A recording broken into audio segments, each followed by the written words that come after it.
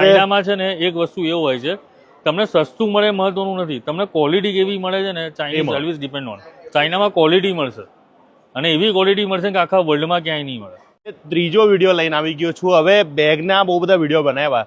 હવે એક ભાઈની કોમેન્ટ હતી કે ભાઈ એમઓક્યુ શું આવે ભાઈ, અને આજે આ તમે જે બધી અલગ અલગ જે બધી આપણે જે કંપનીની નામ નહીં ખબર એવી અહીંયા બ્રાન્ડ હોય તો એ આપણે કેવી રીતે ખબર પડશે કે આ બ્રાન્ડ આપણે લેવાય કે આ ના લેવાય, તો એ શું હોય? એમઓક્યુ એટલે તમે કોઈ બી આમાંથી બેગ પસંદ કરો છો, એનો એક આ ફેક્ટરી છે, તો ફેક્ટરીને એક મિનિમમ ઓર્ડર ક્વોન્ટિટી તમારે લેવી પડશે. તો કેટલી આ લોકો કેટલી આપે? આ ફેક્ટરી જો તમે વર્ષોથી ડીલ કરીએ, આ તો એક પીસ બી વિચાર આપશે, બાકી મિનિમમ 50, 100, 200 કે આ એક કન્ટેનર મિનિમમ હોય છે. ઓકે, એનું મિનિમમ. અને આ બોલાતું કરીને ફેક્ટરી છે જે ટુંગવાંગમાં છે. અમે વર્ષોથી માલ એની જોડથી લઈએ છીએ. એક નંબર માલ હોય છે, એનો એક કમ્પ્લેન નથી હોતી.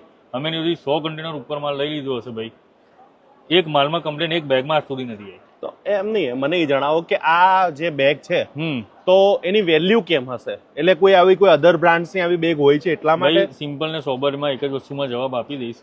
જે લાખ, 1.5 લાખ રૂપિયાની બેગો બનતી હશે એ બધી આવી ફેક્ટરીઓમાં જ બનતી હોય છે. ઉપર ખાલી બ્રાન્ડના પૈસા છે, બ્રાન્ડનો લોગો લાગે. બાકી તમે આ જો રિમોવા સ્ટાઇલ બેગ છે, 100% પીસી.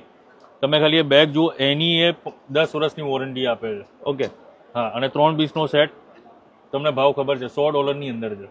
અને શું ભાવમાં ઓરિજિનલ બ્રાન્ડો લાખ, 1.25 લાખ રૂપિયામાં સેટો વેચતી હોય. તો સેમ વસ્તુ હોય, સેમ પીસી અને બધું સેમ.